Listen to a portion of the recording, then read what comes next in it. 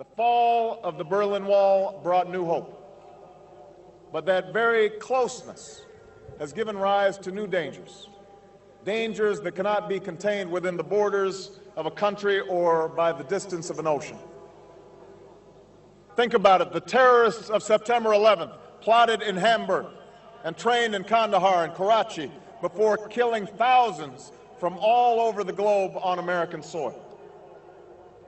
As we speak, cars in Boston and factories in Beijing are melting the ice caps in the Arctic, shrinking coastlines in the Atlantic, and bringing drought to farms from Kansas to Kenya. Poorly secured nuclear material in the former Soviet Union, or secrets from a scientist in Pakistan, could help build a bomb that detonates in Paris.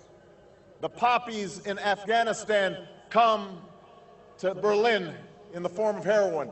The poverty and violence in Somalia breeds the terror of tomorrow. The genocide in Darfur shames the conscience of us all.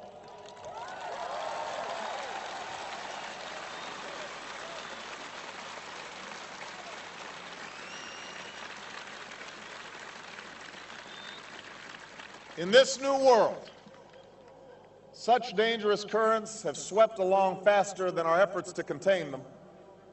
And that is why we cannot afford to be divided. No one nation, no matter how large or powerful, can defeat such challenges alone.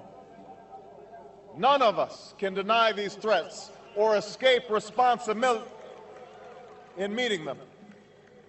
Yet in the absence of Soviet tanks and a terrible wall, it has become easy to forget this truth.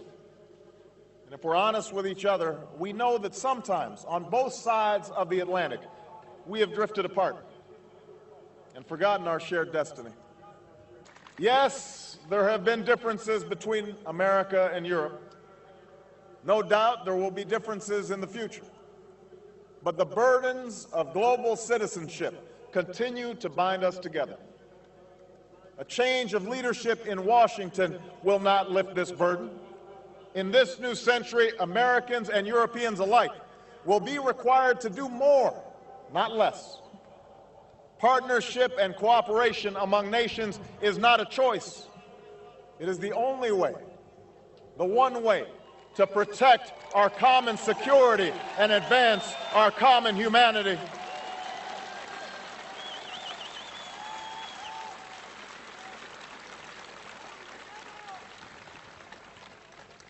That is why the greatest danger of all is to allow new walls to divide us from one another. The walls between old allies on either side of the Atlantic cannot stand. The walls between the countries with the most and those with the least cannot stand.